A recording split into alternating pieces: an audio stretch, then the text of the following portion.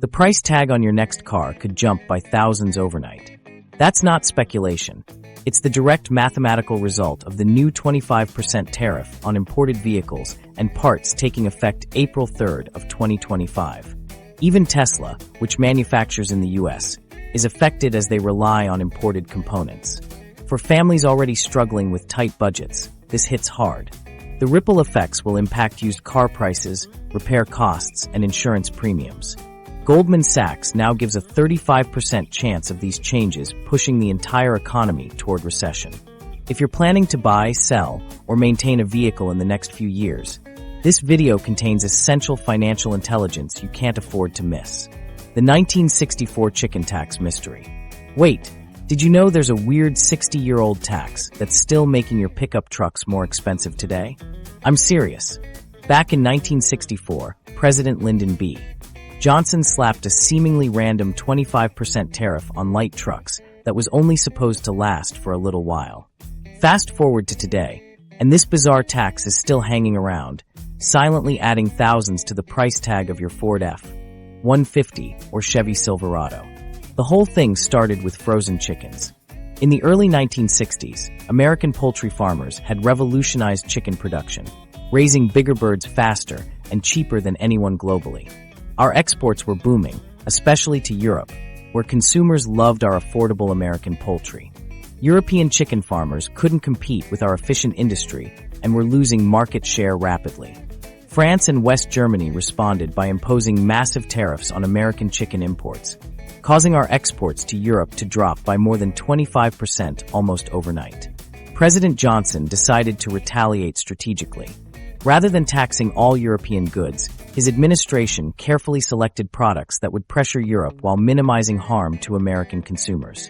In 1964, they introduced retaliatory tariffs on 4 products: potato starch, dextrin, brandy, and light trucks. The trucks tariff targeted Volkswagen's popular models, gaining traction in America. They called it Proclamation 3564, but everyone knows it as the chicken tax because of its poultry dispute origins. Here's the strange part that connects this quirky history to today's market. While those other 3 tariffs eventually disappeared, the 25% tax on light trucks persists 6 decades later.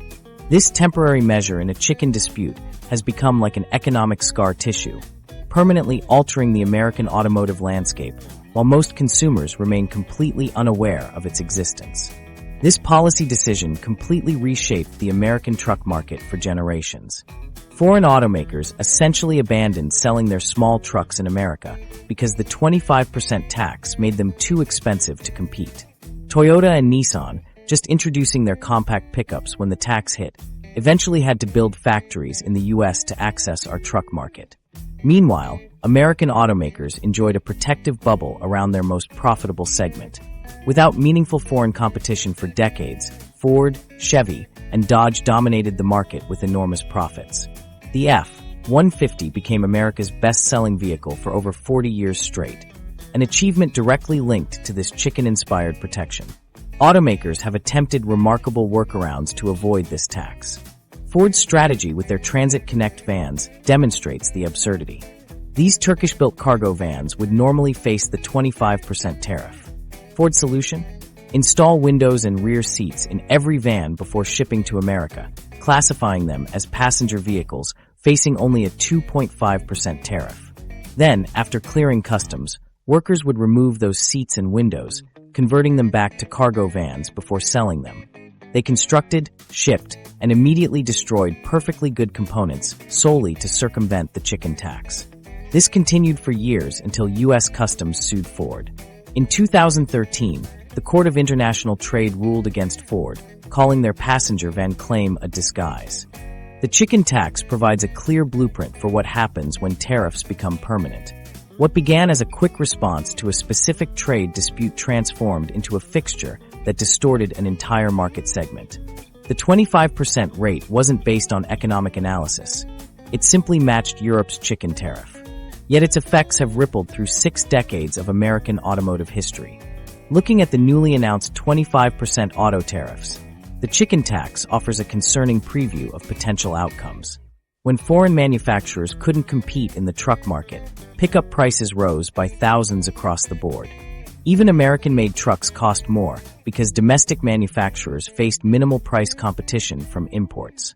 The distortions extended beyond price. The chicken tax explains why Americans don't have the small, fuel-efficient pickups common in other countries. Those compact trucks from the 70s and 80s, like the original Toyota Hilux, vanished from our market, replaced by increasingly larger trucks growing in both size and price. Today's average full-size pickup costs over $56,000, exceeding the median annual household income in many states. This tax also explains why American automakers concentrated on trucks and SUVs, while their sedan development lagged behind global competitors. The focus on protected, high-margin trucks left American companies vulnerable when gas prices spiked and consumer preferences shifted, contributing to financial troubles during the 2008 crisis. The importance of this obscure Kennedy/Johnson-era tax lies in its parallels to today. The new 25% tariffs on imported vehicles and parts will affect the entire auto industry. Like before, these temporary measures may become permanent fixtures reshaping markets for decades. The similarities are striking. Both tariffs were responses to perceived unfair trade practices. Both set identical 25% rates. Both were initially framed as temporary, and both were introduced without significant public awareness from consumers who ultimately bear the costs. What began as a quirky trade dispute over poultry transformed into one of the most significant and enduring market interventions in American automotive history, an economic legacy still affecting prices today in ways most people never realize. Liberation Day, or economic doomsday. That chicken tax from the 60s was just the warm-up act. Now imagine that same market-warping tariff power cranked up to 11 and applied to the entire auto industry overnight. April 3rd, 2025 might sound like just another Thursday, but it's actually being celebrated or dreaded depending on which side of the ocean you're standing on. In Washington, it's officially been dubbed Liberation Day by President Trump, the moment when new 25% tariffs kick in on virtually all imported vehicles and parts. Meanwhile, across the Atlantic, European Central Bank President Christine Lagarde has a completely different take, calling it the moment when Europe must take better control of its destiny in the face of American economic aggression. This single day in April marks the biggest upheaval to hit global auto manufacturing since companies started spreading their production across multiple countries. Over 30 years of essentially free trade across North America in the auto sector will come to an abrupt halt. The integrated manufacturing ecosystem created by NAFTA and its successor USMCA, where parts and vehicles cross borders freely, will fundamentally change overnight.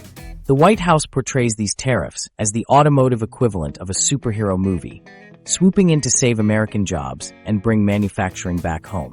According to the administration, these tariffs will protect American workers from unfair competition and revitalize our industrial base. The policy aims to force companies to shift production to American soil if they want to avoid the massive 25% tax.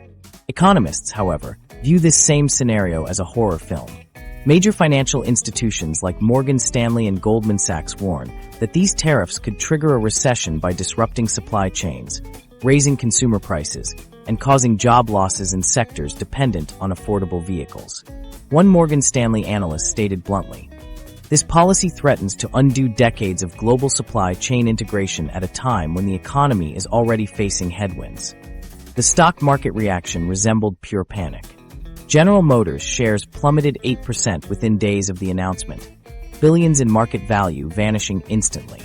Ford and Stellantis followed closely behind, each dropping approximately 4.5%. Even foreign manufacturers with significant U.S. production felt the impact, with Toyota, Honda, and Hyundai seeing their stocks fall 3 to 4%.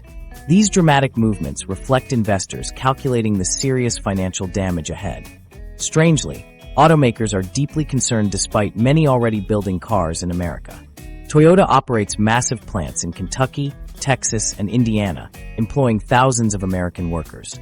Their anxiety stems from the complex nature of modern auto manufacturing. Today's vehicles are assembled from thousands of parts sourced from a vast global network of suppliers. A single car might contain components from dozens of countries, all precisely engineered to work together. These components travel through a complex supply chain optimized over decades for cost efficiency and quality. Even American-made vehicles depend heavily on imported parts, semiconductors, and raw materials. These supply chains resemble elaborate domino arrangements, disrupt one element, and the entire system collapses.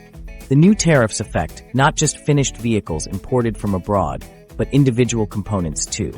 So even if a car is assembled in Tennessee, the engine control unit from Japan or the transmission parts from Mexico now cost 25% more. These costs inevitably transfer to consumers.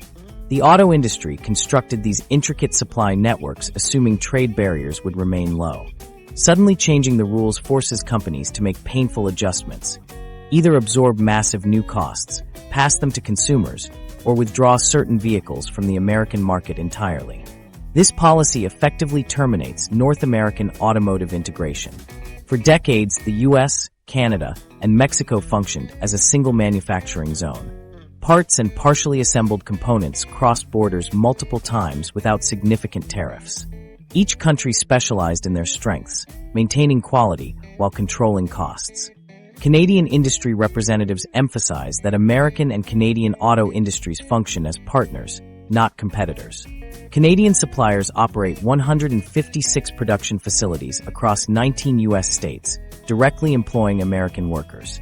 Disrupting this relationship damages both economies. Mexico faces similar challenges. Since 1994, Mexico has developed specialized manufacturing capabilities that complement U.S. production. Many U.S.-assembled vehicles contain Mexican-manufactured components, creating mutual economic benefits. These tariffs severely disrupt this established system. April 3, 2025 transforms theory into painful reality. Companies cannot simply reorganize complex international supply chains immediately. Building new factories or expanding existing ones requires years. Training specialized manufacturing workers takes significant time. The auto industry operates on extended planning horizons, with vehicle programs mapped out 5 to 7 years ahead. This sudden policy change gives them barely a year to adapt to an entirely different economic landscape. This situation dwarfs the 1964 chicken tax in scope and impact. While that policy affected one specific segment, light trucks, these new tariffs impact virtually every aspect of the automotive market, from economy cars to luxury SUVs, and even repair parts for existing vehicles. Ironically, many automakers had already increased U.S. production in recent years. Toyota, Honda, and Hyundai invested billions in American manufacturing facilities. Yet even these American-made vehicles contain significant percentages of imported components, making them vulnerable to the new tariffs. The policy makes no distinction between companies heavily invested in U.S. manufacturing and those that haven't, affecting them all equally. The invisible border crossings in your car. That American-made label on your car? Total marketing smoke and mirrors. The truth is your patriotic ride has probably crossed international borders more times than a seasoned flight attendant. What if I told you the parts in your supposedly American vehicle might ping-pong across the US-Canada border up to 8 times before they even reach your driveway? Modern cars aren't built like they used to be. Remember those old black and white videos of cars being assembled from start to finish in a single factory? That's ancient history. Today's vehicles are essentially global jigsaw puzzles with pieces sourced from dozens of countries. The average car contains roughly 30,000 individual parts coming from a mind-boggling network of suppliers scattered across the planet. Take the Honda Accord, which proudly wears its Made in America badge since it's assembled in Marysville, Ohio. But peek under the hood, and you'll find a transmission from Japan, electronics from Thailand, and small components from Mexico.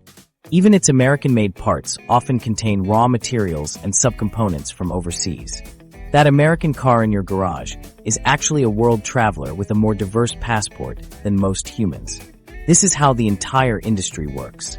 The global supply chain for vehicles has evolved into an incredibly complex, interconnected web that makes it practically impossible to build a car that's truly 100% made in any single country. And that's precisely why these new tariffs are causing such massive headaches for the auto industry. Let's zoom in on how a single part travels through this global manufacturing maze. Imagine a transmission as the baton in a global relay race. Its journey might start with aluminum casting in Canada, which gets shipped to Michigan for machining. Those machined parts then head to Mexico for assembly with other components, before returning to the US. But specialized sensors inside that transmission might come from Japan or Germany. All told, that single transmission might cross international borders 4 to 6 times during its production journey, collecting stamps in its mechanical passport along the way. The industry has spent decades perfecting this global dance. Companies don't choose international suppliers just to save a few bucks. They do it because certain regions have developed specialized expertise. That's nearly impossible to replicate overnight. Japanese suppliers excel at certain electronics, German companies at precision engineering, Mexican factories at labor-intensive assembly, and so on. The American Automobile Labeling Act requires manufacturers to report the percentage of US/Canadian content in their vehicles. Even the most American vehicles rarely surpass 80% US/Canadian content. The Ford Mustang contains about 77% US/Canadian parts, while the Jeep Cherokee hovers around 69%. What's particularly revealing is that these percentages aren't even precise.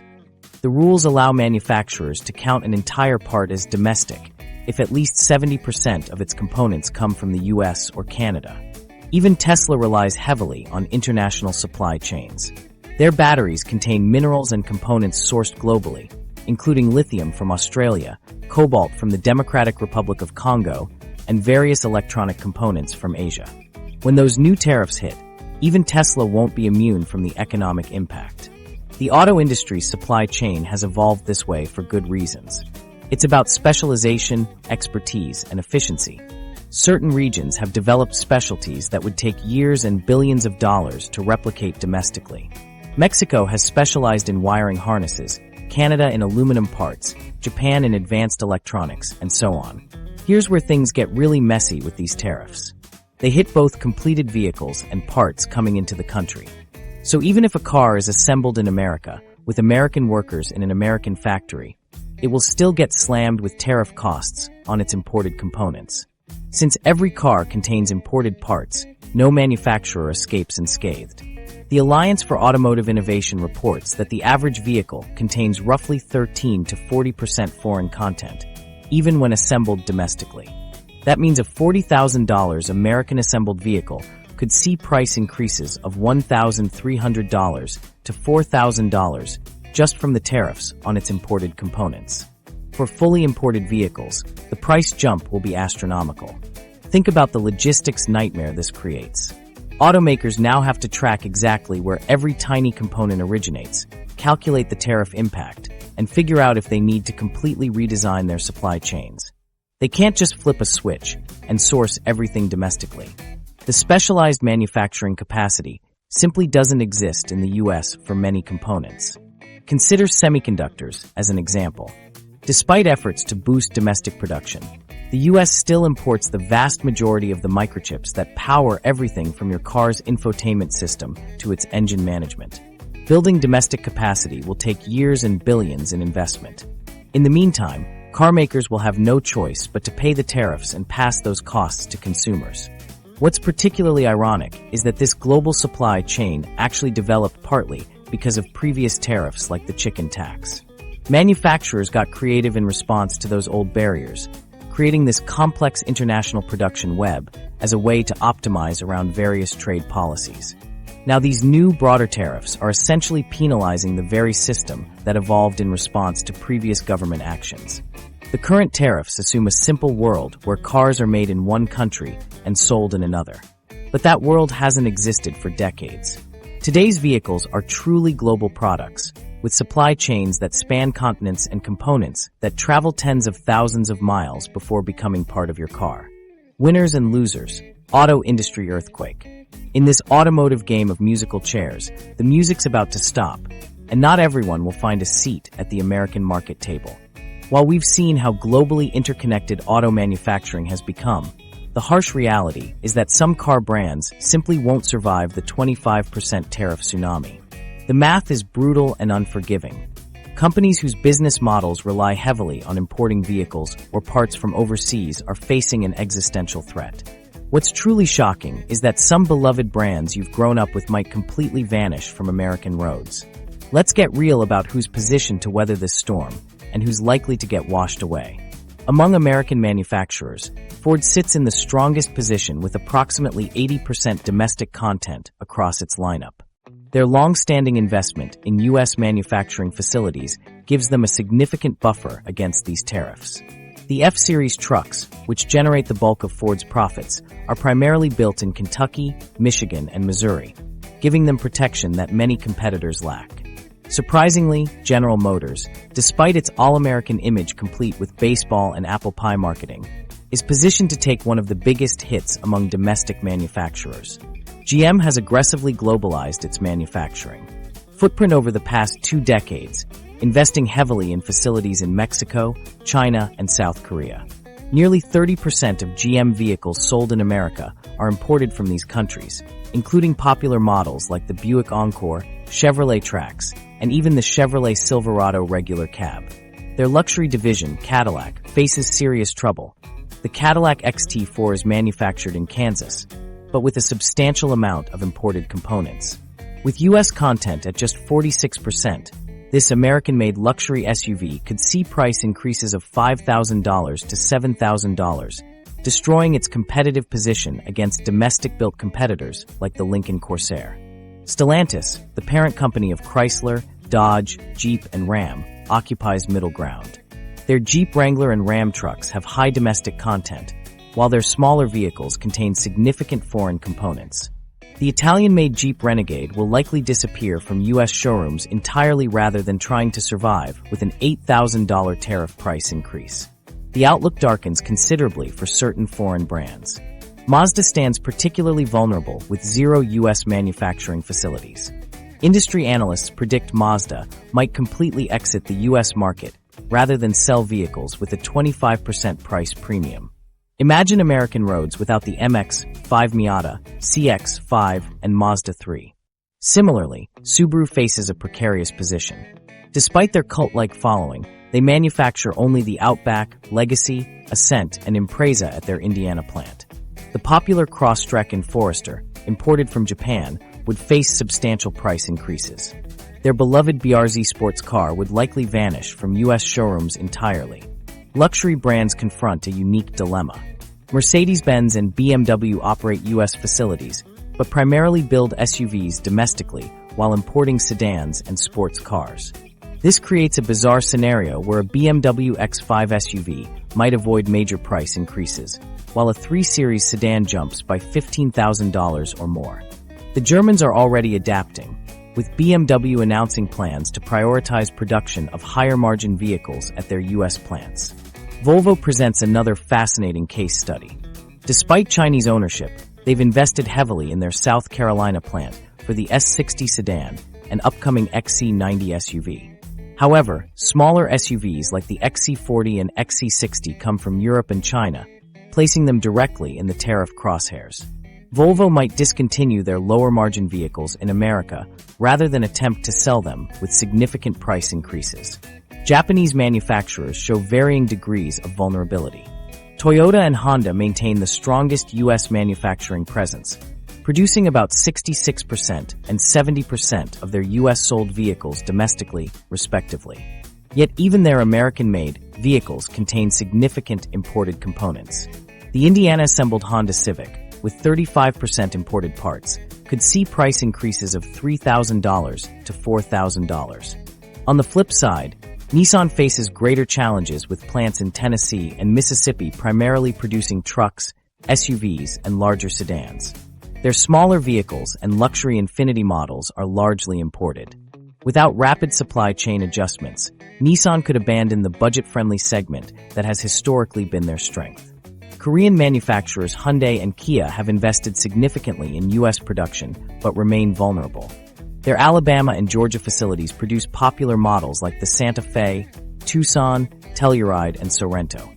However, smaller vehicles and many electric models come from overseas, creating a scenario where midsize SUVs maintain competitive pricing while compact cars face dramatic price increases, potentially forcing a complete restructuring of their American market strategy.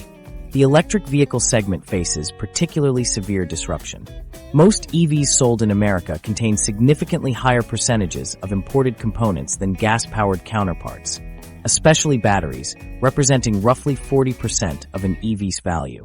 Volkswagen's Tennessee-assembled ID Point 4 uses imported battery cells and could see price increases of $7,000 to $9,000. For struggling startups like Rivian and Lucid, these tariffs could determine survival or bankruptcy. Chinese EV manufacturers will likely abandon U.S. market plans entirely. Companies like BYD Neo and Xpeng will probably refocus on European markets instead. Ironically, many industry analysts believe these tariffs, while intending to protect American manufacturing, might actually stunt America's demand. Your next car just got a lot more expensive. As the ripple effects from these tariffs take shape, the sticker shock waiting for you at dealerships will make the pandemic's chip shortage price hikes look like a Black Friday sale. That Ford F-150 you've been eyeing? Expect a price jump of at least $7,000, and that's actually one of the less affected vehicles in this economic earthquake. Analysts predict price increases of $4,000 to $15,000 per vehicle based on straightforward math. A 25% tariff on imported components means manufacturers will pass those costs directly to consumers. When a $40,000 crossover SUV contains $20,000 worth of imported parts subject to the new tariff, that's an instant $5,000 price increase before the car even leaves the factory. Economy cars will take the biggest proportional hit. A $25,000 Honda Civic might see a $3,500 price bump, representing a 14% increase overnight. For many Americans already struggling with affordability, that's the difference between driving off the lot or walking away empty-handed. The Hyundai Elantra and Kia Forte, currently among the most affordable new cars in America at around $20,000, could jump to nearly $25,000, effectively eliminating the entry-level new car category. Mid-sized family SUVs face similar challenges. The Toyota RAV4, America's best-selling non-truck vehicle, could see its price tag balloon by $6,000 to $8,000 depending on trim level. The Nissan Rogue might experience similar increases, pushing both vehicles well beyond the $40,000 mark, territory previously reserved for near-luxury brands just a few years ago. Luxury vehicles face their own pricing crisis. The Mercedes-Benz GLE, assembled in Alabama but filled with German-engineered components, could see its sticker price jump by $12,000 or more. BMW's X5, built in South Carolina, faces a similar fate despite its Made in America credentials. Fully imported luxury vehicles, like the Porsche 911, could see price hikes approaching $30,000 on models already costing six figures. These numbers translate directly to your monthly payment. A $5,000 price increase at today's average 7.1% auto loan interest rate adds about $100 to your monthly payment on a typical 60-month loan. For a $10,000 increase, you're looking at approximately $200 more each month. That's comparable to a small rent increase or a utility bill, except you'll be paying it for the next 5 years. The psychology behind car pricing makes matters worse. Dealers typically advertise monthly payments rather than total vehicle cost, knowing consumers focus on whether they can handle the monthly obligation. With these tariff-induced price hikes, that $479 monthly payment you budgeted for suddenly jumps to $579 or higher, pushing many vehicles beyond what average Americans can afford. But I'll just buy used and avoid this whole mess, you might think. Unfortunately, the used car market offers little sanctuary. During the pandemic chip shortage, we watched used car prices soar by 40% in some categories as new car production plummeted. With these tariffs creating similar supply constraints for new vehicles, history is primed to repeat itself. Industry data suggests used vehicle prices could rise 15 to 20% within 6 months of the tariffs taking effect, with the largest increases hitting vehicles under 3 years old. That 2023 model currently priced at $30,000 might suddenly cost $35,000 or more as the market adjusts to expensive new cars. Smart consumers are already responding. Dealerships report increased foot traffic from buyers hoping to purchase before prices spike. AutoNation saw a 12% increase in showroom traffic following the tariff announcement, with customers specifically citing upcoming price increases as their motivation. We're seeing customers accelerate their purchasing decisions by 6 to 12 months, says one East Coast dealership manager who preferred to remain anonymous. People who weren't planning to buy until late 2024 are showing up now, worried their budget won't stretch far enough after the tariffs kick in. This buying rush creates its own problems. Some dealers are already adding market adjustments of $2,000 to $5,000 on popular models, justifying the markup as getting ahead of the tariff impact. Not all vehicles will be affected equally. The origin of parts and assembly location creates vast differences in price increases. The Jeep Wrangler, with approximately 74% American content, might see increases limited to $4,000 to $5,000. Meanwhile, the Volkswagen Atlas, assembled in Tennessee but filled with German components, could experience increases in the $8,000 to $10,000 range despite its American assembly. Electric vehicles present an even more complicated picture due to their reliance on imported battery components. The Chevrolet Bolt EUV, previously one of America's most affordable electric vehicles at around $28,000, could see its price jump by $7,000, eliminating its price advantage over gas-powered alternatives. The Ford Mustang Mach-E might experience increases of $9,000 to $11,000, pushing its starting price beyond $50,000. The pricing impact extends to financing as well. Banks and credit unions are already adjusting their auto loan criteria in anticipation of higher vehicle prices. The average loan-to-value ratio approved by major lenders has decreased from 110% to around 100%, meaning buyers will need larger down payments. For many Americans, these increases will fundamentally alter their car buying capabilities. A family that could previously afford a new midsize SUV might be forced down to a compact model. Someone shopping for their first new car might be pushed into the used market entirely. The timing couldn't be worse. With inflation already straining household budgets and interest rates at their highest point in years, these price increases arrive when Americans can least afford them. Transportation costs already consume about 16% of the average household budget, second only to housing, and these increases could push that figure close to 20% for families requiring a vehicle purchase. The most alarming aspect is how these price increases will compound over time. The initial sticker shock is just the beginning. Higher-priced vehicles mean higher sales tax, higher insurance premiums, and higher financing costs over the life of your loan. A $7,000 price increase actually costs significantly more when these related expenses are factored in. And that's before we even discuss the impacts on repair costs and long-term ownership expenses. The hidden costs, repairs, insurance, and maintenance. But what if I told you the real financial damage isn't at the dealership at all? Those shiny new cars with inflated price tags are just the tip of the iceberg. The true tariff nightmare is lurking in your garage right now, waiting to ambush your bank account the next time your check engine light flickers on. These tariffs will affect every car owner in America. The 25% tax falls on the entire automotive repair and maintenance industry. Your trusty old Honda needs a new alternator? That's probably imported. Catalytic converter for your Toyota? Imported. Even the simplest parts like brake pads and oil filters often cross borders before reaching your mechanic's hands. Auto repair shops across the country are calculating these tariff impacts, and the outlook is grim. Most repair shops operate on razor-thin margins of 20 to 30%. When parts costs jump by 25%, they can't absorb that hit. Every cent transfers directly to you, the customer. An $800 repair today could balloon to $1,000 after these tariffs take effect.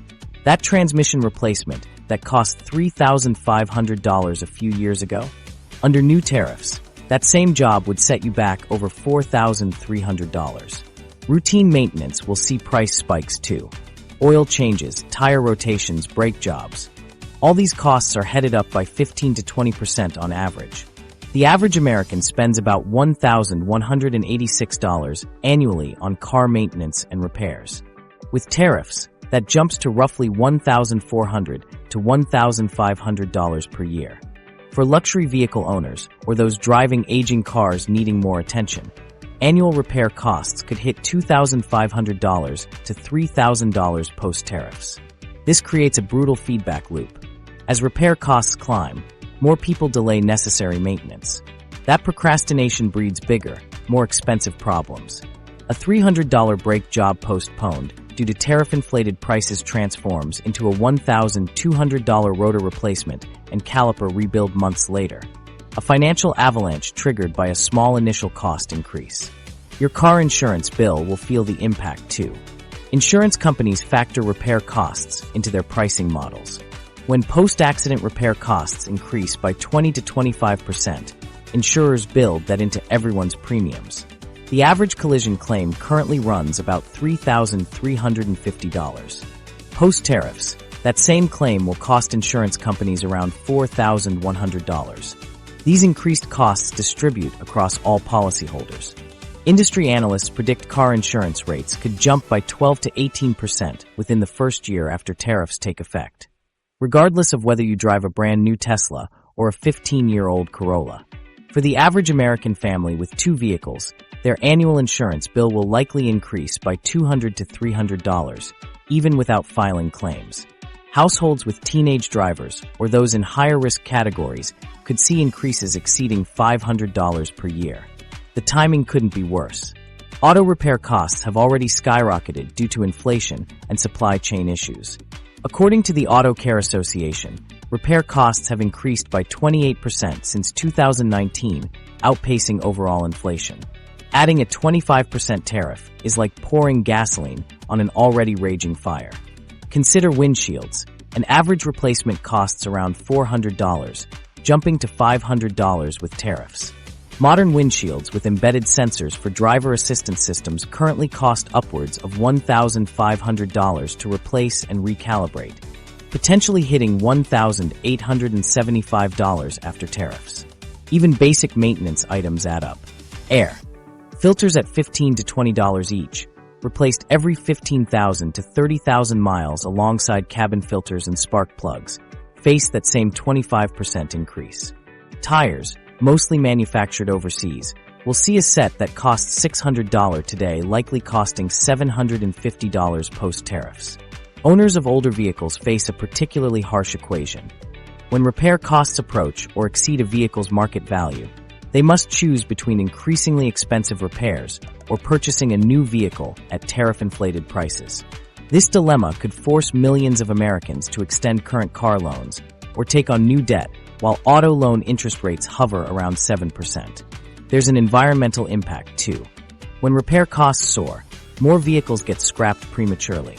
Auto recyclers are preparing for a potential 15 to 20% increase in junked vehicles within 18 months of tariffs taking effect, creating more manufacturing emissions from replacement vehicles and waste from discarded ones. Small businesses will absorb significant pain. A local landscaping company with 5 trucks could see annual maintenance costs jump from $12,000 to over $15,000 overnight. For independent contractors, delivery drivers, and rideshare workers, these increased expenses directly reduce their income. Rideshare companies like Uber and Lyft anticipate major impacts. Their drivers, mostly independent contractors responsible for vehicle maintenance, will face higher operating costs, inevitably leading to increased passenger fares. For the 43% of American households already living paycheck to paycheck with minimal savings, these rising costs could prove catastrophic. Faced with a surprise $1,000 repair bill that would have been $800 pre-tariff, many will turn to credit cards or predatory repair financing, triggering another cycle of debt. The collective impact is staggering. Americans spend roughly $175 billion annually on auto repairs and maintenance. A 20% tariff-induced increase represents an additional $35 billion burden on household budgets nationwide, money that won't be spent elsewhere in the economy or saved. Some Americans are already adapting. DIY car repairs are trending upward, with auto parts retailers reporting increased interest in fix-it-yourself tutorials. Others are turning to independent shops more willing to source used parts, which wouldn't face new tariffs, or aftermarket alternatives. The EV revolution hits a roadblock. While people scramble to keep their gas guzzlers alive through DIY fixes, America's electric vehicle dreams are getting absolutely fried by these same tariffs. Remember how EVs were finally getting cheaper? That progress is about to get erased overnight. and it's happening right when we were finally starting to win the EV adoption battle.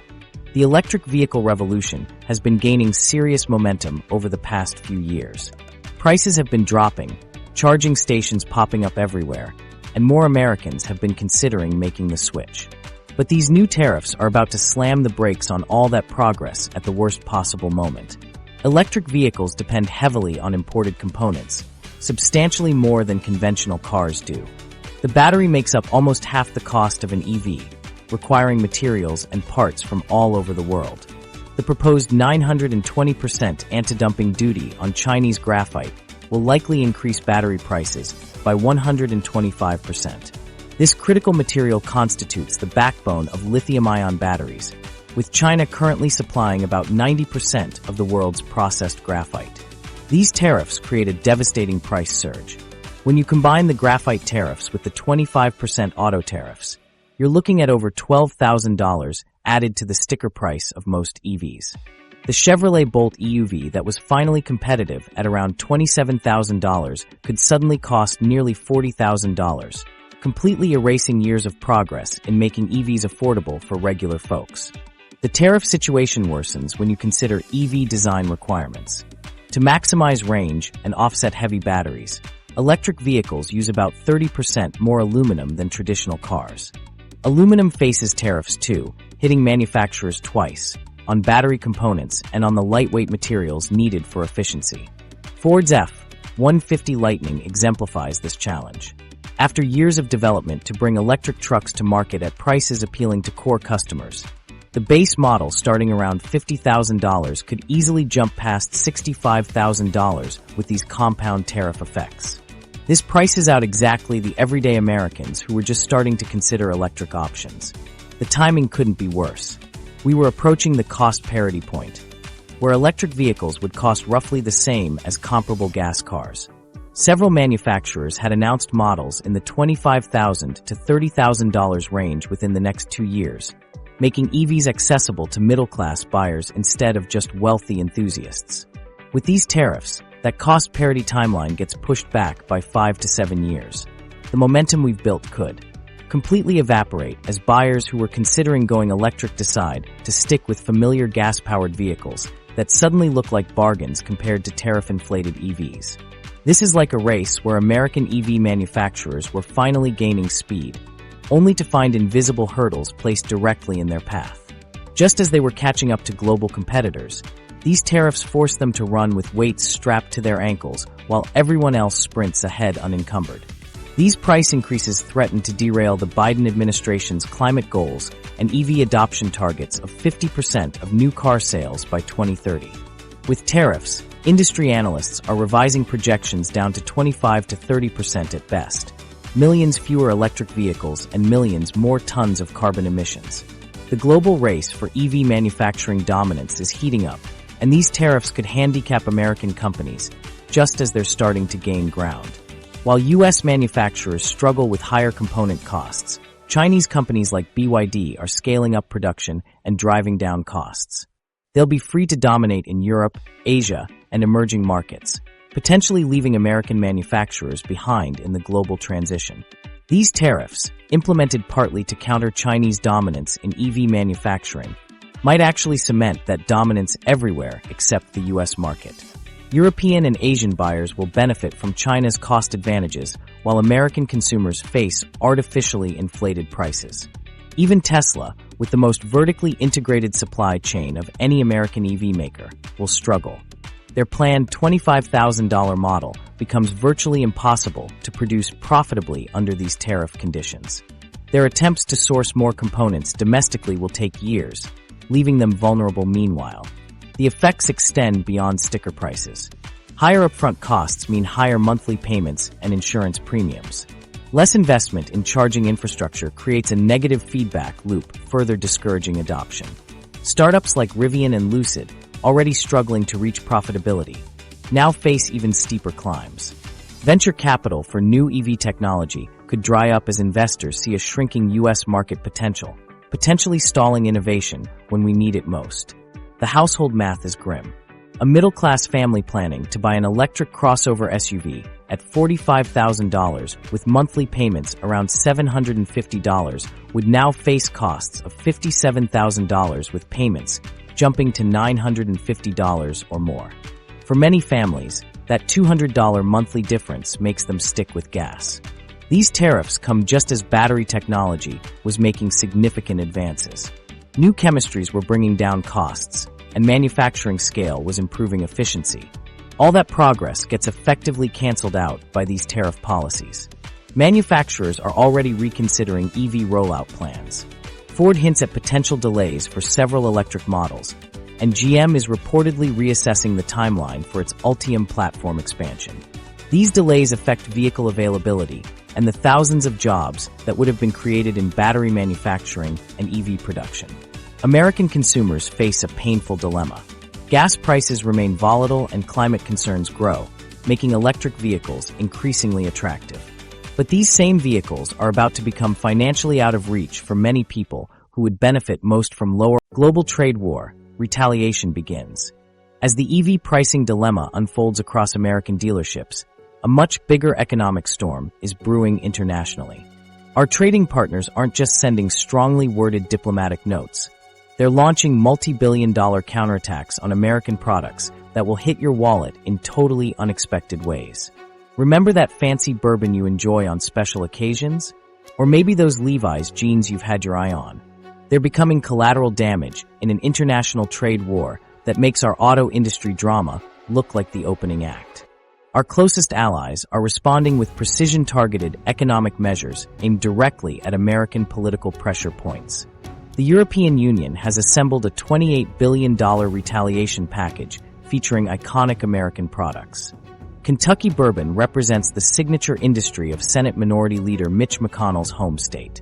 Harley-Davidson motorcycles facing tariffs are manufactured in Wisconsin, a critical swing state.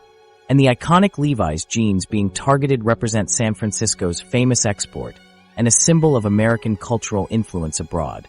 The EU strategy extends to agricultural products from key electoral battlegrounds: corn from Iowa, soybeans from Illinois, and oranges from Florida. These are calculated to generate maximum political pressure where it matters most. Canada's response follows a different playbook. Their $20.6 billion counter-tariff package specifically targets steel and aluminum while extending to categories like sports equipment and computers. Canadian officials have explicitly stated their approach is a dollar-for-dollar response, matching the economic scale of American auto tariffs on their economy. Canada's approach targets everyday consumer goods that American families regularly purchase. A new laptop for college this fall. That'll cost you an extra 10 to 15% because of retaliatory tariffs. New baseball equipment for Little League? Expect to pay substantially more. Even office furniture and household appliances appear on Canada's hit list, ensuring almost no American consumer escapes unscathed. Mexico has implemented what trade experts call a carousel system for their retaliatory tariffs. This method allows Mexico to rotate different products on and off their tariff schedules every few months, creating perpetual uncertainty for American businesses. One quarter, they might target agricultural products. The next, they could shift to consumer electronics or industrial equipment.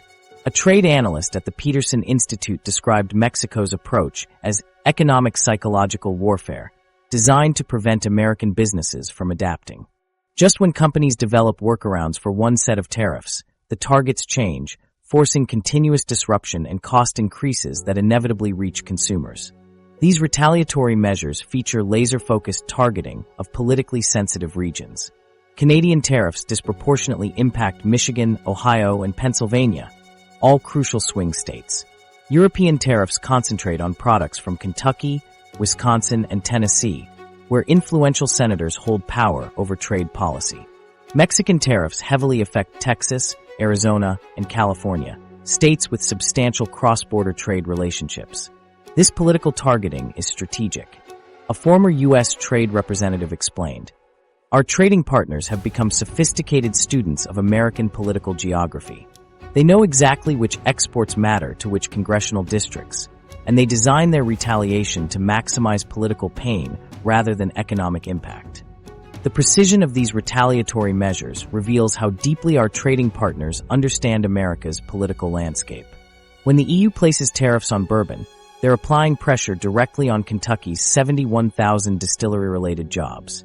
When Canada taxes baseball equipment, they're specifically targeting sporting goods manufacturers in states like Massachusetts and California. And when Mexico places tariffs on American agriculture, they're hitting rural communities that have already experienced significant economic challenges. These counter-tariffs gain power through social media and local news. When a factory in Wisconsin faces layoffs because Harley-Davidson motorcycles aren't selling in Europe anymore, it becomes front-page news in a crucial swing state. When farmers in Iowa struggle to sell corn internationally because of Mexican tariffs, it generates political pressure that transcends party lines. Beyond political calculations, these tariffs create real economic hardship. A small business owner manufacturing baseball bats in Louisville might suddenly find their Canadian orders canceled. A bourbon distillery in Kentucky might scale back production as European orders dry up. A tech company in California might struggle with component shortages as supply chains reconfigure around new tariff realities. The effects extend through communities far removed from the auto industry. A restaurant owner near a Harley-Davidson factory in Wisconsin described it. When the plant has layoffs, we immediately see fewer customers. It's all the businesses that depend on their spending that suffer too. This retaliation compounds existing economic pressures. Small businesses already struggling with inflation, labor shortages, and supply chain disruptions now face an additional layer of tariff-induced complications. For consumers, it means price increases on products completely unrelated to automobiles. Trade economists point to a troubling pattern. Once retaliatory tariff cycles begin, they typically escalate before resolving. The initial auto tariffs trigger counter-tariffs, which often lead to additional American tariffs in response, creating a destructive feedback loop. This pattern has played out repeatedly in trade disputes with China, where targeted actions quickly expanded into broad economic confrontation. The financial impact quickly adds up. A family planning several major purchases, a new car, computer, and sporting equipment for their children, could face thousands in additional costs from the combined effects of American auto tariffs and foreign retaliatory measures. For households already stretching their budgets, these unexpected price increases force difficult financial choices. Perhaps most concerning is how these trade disputes undermine decades of carefully constructed economic integration. Canadian auto parts suppliers with facilities in both countries face complicated tax situations. American farmers who've built export markets over generations see relationships disintegrate overnight. Mexican manufacturers who've developed specialized capabilities complementing American production must rapidly reconsider their business models. Recession risk, the bigger economic picture. Those disintegrating trade relationships aren't just diplomatic headaches. They're the first dominoes in what could become a full-blown economic meltdown. Goldman Sachs didn't just tweak their economic forecast after these tariff announcements. They practically hit the panic button, bumping their recession risk estimate from 20% to a concerning 35% overnight. When major financial institutions make these kinds of dramatic revisions, it's a signal that something much bigger than car prices is at stake. Think of the economy like a complicated game of Jenga, and the auto industry is one of those crucial middle blocks that's connected to dozens of others. Pull it out too forcefully, and the whole tower might come crashing down. The auto industry represents about 3% of America's GDP directly, but its economic tentacles reach into virtually every corner of American life. Here's how these tariffs could create a perfect economic storm. First, tariffs function essentially as a hidden tax on American consumers. When you're suddenly paying $5,000 more for your next vehicle and an extra $300 annually for insurance and maintenance, that's money not being spent elsewhere in the economy. Multiply that across millions of households, and you're looking at billions in reduced consumer spending power. The Center for Automotive Research estimates these auto tariffs could reduce overall consumer spending by approximately $84 billion annually. This ripples through retail, restaurants, entertainment, housing, and virtually every sector that depends on consumer dollars. The National Retail Federation warns this could translate to a 0.8% drag on overall retail sales in the first year alone. Second, employment faces significant threats. The auto manufacturing sector directly employs about 1.1 million Americans, but when you include dealerships, repair shops, parts stores, trucking, and logistics, that number swells to over 4.5 million jobs. Economic modeling by the Peterson Institute suggests these tariffs could eliminate between 195,000 and 375,000 jobs across these sectors, with the highest concentration of losses in manufacturing states like Michigan, Ohio, Indiana, and Kentucky. Third, the timing creates a dangerous economic collision. The Federal Reserve has been cautiously navigating a soft landing after an aggressive interest rate hiking cycle aimed at taming inflation.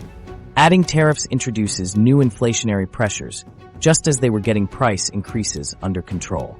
That's why Goldman Sachs raised their inflation forecast for 2025 by 0.4 percentage points in response to these tariff announcements. When inflation ticks up, the Fed typically responds with higher interest rates. With auto loans already hovering around 7% interest, any additional rate hikes would further dampen vehicle sales and make monthly payments more painful for consumers. The chief economist at Moody's Analytics describes this as the worst possible timing, like throwing sand in the gears of an economy that was just starting to run smoothly again. Fourth, supply chain disruptions create another dimension of economic pain. Modern manufacturing depends on just-in-time delivery systems where parts arrive exactly when needed. Tariffs throw a massive wrench into these finely tuned operations. When critical components are delayed at borders for increased customs inspections or rerouted to avoid tariffs, production schedules get derailed. The American Automotive Policy Council estimates these disruptions could reduce manufacturing efficiency by 12 to 18%, adding billions in operational costs that ultimately get passed to consumers. Fifth, business uncertainty acts as economic kryptonite. When companies can't reliably predict their costs or delivery timelines, they delay investments, postpone hiring, and adopt a wait-and-see approach. The Business Roundtable's CEO Economic Outlook Index dropped 8.3 points immediately following the tariff announcements, reflecting this growing corporate anxiety. What's particularly troubling is how these auto tariffs connect to broader trade tensions extending beyond the automotive sector. When Goldman Sachs slashed their 2025 GDP growth forecast to just 1%, down from 1.8% previously, they were factoring in the high probability of escalating trade conflicts across multiple sectors. Historical precedent supports this pessimism. The U.S. Chamber of Commerce points out that the 2018 to 2019 trade tensions with China reduced U.S. GDP by approximately 0.3 percentage points. The current auto tariffs are potentially more disruptive because they target a more integrated industry with complex supply chains across multiple allied nations simultaneously. The international dimension compounds the problem. When major trading partners implement retaliatory tariffs, the economic damage multiplies. An analysis by Oxford Economics suggests that if current and threatened tariffs from all sides are fully implemented, the combined drag on global GDP could approach 0.8 percentage points, enough to tip several economies into recession territory. For everyday Americans, this economic situation translates to straightforward concerns. Will I still have a job next year? Will I be able to afford basic necessities if prices keep rising? Should I delay major purchases? The Conference Board's Consumer Confidence Index has already dropped 5.2 points since the tariff announcements, suggesting these worries are affecting spending decisions. These economic forces can create downward spirals. When consumers reduce spending due to uncertainty, businesses see reduced demand and cut production. Production cuts lead to layoffs, which further reduce consumer spending power. This creates a textbook recession scenario, exactly what has economic forecasters increasingly concerned. Some economists point out that the U.S. labor market remains relatively strong, with unemployment still historically low at 4.1%. Others note that the pandemic taught many businesses how to adapt to supply chain challenges. The optimistic view suggests these tariffs might cause a significant slowdown rather than an outright contraction. Even optimists acknowledge we're entering dangerous territory. The San Francisco Federal Reserve Bank's recession probability model shows the highest risk level since the pandemic, with indicators flashing warning signs about the combination of high interest rates, slowing job growth, and trade barriers. These auto tariffs are potentially more damaging than previous trade actions due to their timing, scope, and the central role the automotive industry plays in the North American economy. They disrupt supply chains optimized over decades and come when consumers already feel financially squeezed from inflation in housing, food, and healthcare. The road ahead. What happens next? The economic storm clouds gathering aren't just threatening the automotive industry. They're about to rain on businesses you'd never imagine were connected to cars. Did you know your local gym's membership fees and your favorite restaurant's menu prices might actually change because of these tariffs? The economic ripple effects are spreading to some truly bizarre places, creating an alternate universe of unexpected consequences that'll hit your wallet in the most surprising ways. When we talk about the auto industry, most people picture factories, dealerships, and repair shops. But that's just the visible part of the iceberg. The automotive ecosystem reaches into practically every corner of the American economy. From steel mills in Pittsburgh to software developers in Seattle, from advertising agencies in New York to shipping companies in Miami, millions of jobs and businesses depend on cars in ways that aren't immediately obvious. American parts manufacturers might initially celebrate as automakers scramble to source components domestically. Companies like BorgWarner and Dana Corporation could see their order books fill up overnight. Imagine a mid-sized parts supplier in Michigan suddenly hiring hundreds of workers to meet demand. The celebration won't last long, though. These manufacturers rely on imported raw materials that will also face tariffs, sending their input costs soaring and turning potential profits into losses. As new vehicles become significantly more expensive, Americans will hold onto their cars longer. Just like during the 2008 recession and 2021 pandemic shortages. That reliable 15-year-old Honda Civic? You'll likely keep it another 5 years. This extended ownership transforms the automotive aftermarket. Companies like AutoZone and O'Reilly Auto Parts could see profits surge as repair rather than replacement becomes the norm. Your local mechanic might need to hire additional help just to handle the influx of aging vehicles needing maintenance. From repair shops to rental fleets, the impacts cascade outward. Consider rental car companies like Enterprise and Hertz that typically replace their fleets every 12 to 18 months. With car prices jumping by thousands, their entire business model faces chaos. Your next rental car will likely be older with higher mileage, and that week-long family vacation rental could jump from $350 to $500, forcing tough decisions about summer travel plans. The disruption extends to your evening commute too. Ride-sharing drivers operate on razor-thin margins, many financing vehicles specifically for gig work. Higher vehicle costs and maintenance expenses will force drivers to raise fares or abandon the platform altogether. That $15 ride home from downtown might soon cost $20, with longer wait times as drivers become scarce, especially in smaller cities where availability is already limited. Moving from urban transportation to rural necessities reveals even more surprising connections. Modern farming operations depend heavily on trucks and specialized equipment containing imported components. When a farming family in Iowa faces $10,000 more for a replacement work truck, those costs eventually appear in your grocery bill. The price increase on that gallon of milk won't mention tariffs, but the connection is real. The construction industry tells a similar story of hidden impacts. Building companies rely on truck fleets to transport materials and workers. As these operational costs rise, new home prices follow. More dramatically, automotive manufacturing communities could experience significant population shifts if plants reduce production. Imagine a factory town in Tennessee watching housing values drop 15% after the local auto plant cuts shifts, triggering reduced property taxes, school funding crises, and declining public services.